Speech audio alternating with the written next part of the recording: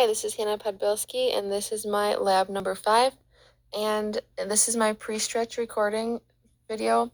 So we're going to look at the measurements of my weight-bearing hip, knee, and ankle flexion. And we're looking at it from a right lateral view, so I'll mark that down right here. And we're going to analyze it from starting and ending phases. So the starting phase will be at the top of my squat, where there is the least amount of flexion in these 3 joints, and the ending phase will be the part where there is most flexion in these 3 joints when I do my single leg squat. So first we're going to look at my right side starting phase pre-stretch measurements of my 3 joints. So I'll just make sure that we're at the top part of my squat. So as I lean forward, there's minimal flexion in my joints at this point. So we're going to measure it from here. So we'll use the angle tool and we'll go from landmark to landmark. So I have 119 degrees of ankle dorsiflexion on my right side in the starting phase. We'll go to the next landmark. 189 degrees of knee flexion in the in the right starting phase of the pre-stretch. And then we'll go to the hip joint, move it up just a little bit, and then we'll go from landmark to landmark.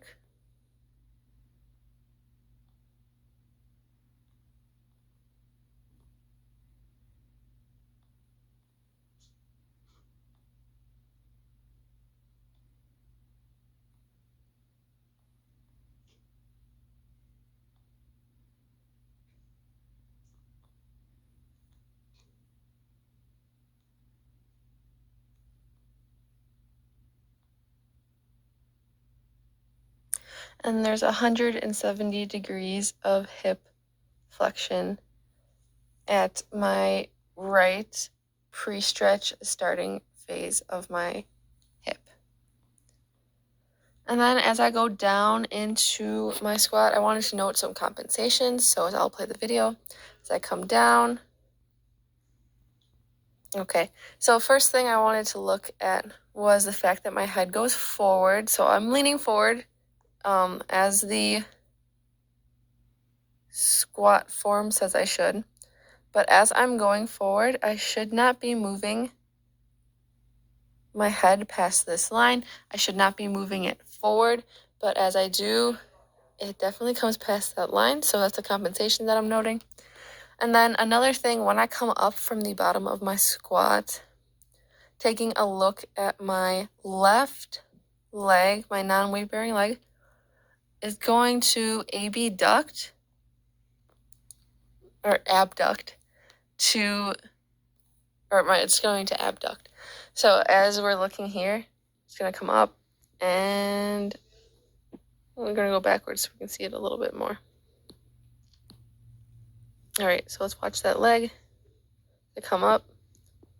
It comes out to the side a little bit. It might be a little bit difficult to see on the video.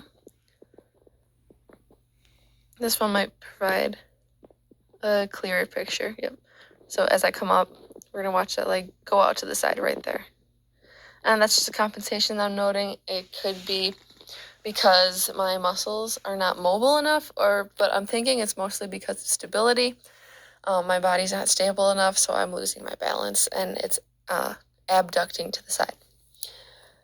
And then we're going to look at the right measurements, pre-stretch measurements of the right side on the ending phase. So that's when I'm all the way down. So that's about right here. I'm going to zoom in and we're going to take the measurements.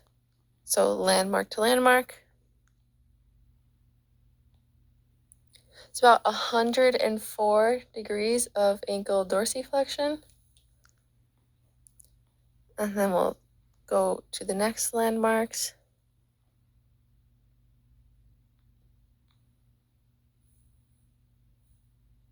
This is 119 degrees of knee flexion.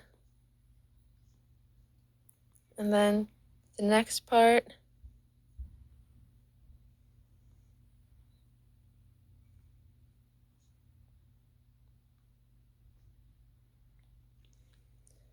this is about 101 degrees of hip flexion on my right side in the ending phase. So now that we've got those measurements taken, we're going to go to the left lateral view. And we're going to take the measurements. Let me just mark down that this is a left lateral view.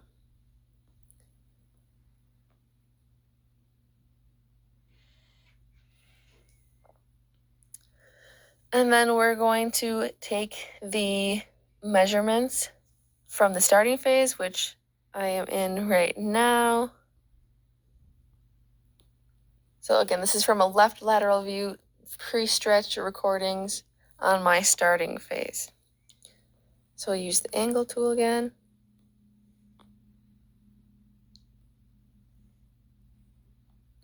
This is about 117 degrees of ankle dorsiflexion.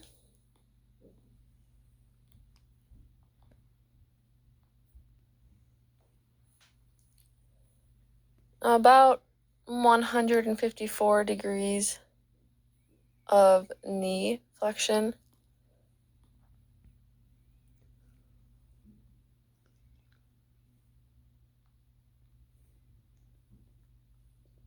And then this is about 153 degrees of hip flexion on my left side in the starting phase. So again, as I did in the last video, as I go through my squat, I wanted to make some notes about compensations. So looking at this squat as I come down, just as the first time, so I'm leaning forward slightly here, just as the squat form says I should. But if we put a line through where my nose should not go past, so it means I should not be leaning forward. So I should not be having my nose or my head go past this point, or this line. And then as I play the video forward, it's not bad, but it definitely does move past that line once I get to the ending phase of my squat. And that's, again, a compensation that I'm noting that my body does not have enough stability to keep me in a straight line as I'm going downwards. And again, looking at my knee that's not weight bearing, it does seem to abduct a little bit as the other one did. It's not as noticeable, but I do see it as it goes out to the side there a little bit. But now we're going to look at the left ending phase measurements. So as I go down into flexion of my joints, which were in about full flexion there, we're going to start to take recordings in the same landmarks as we did before.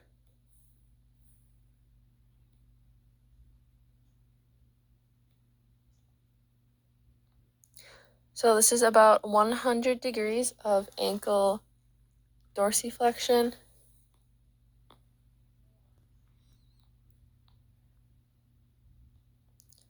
This is about 97 degrees of knee flexion.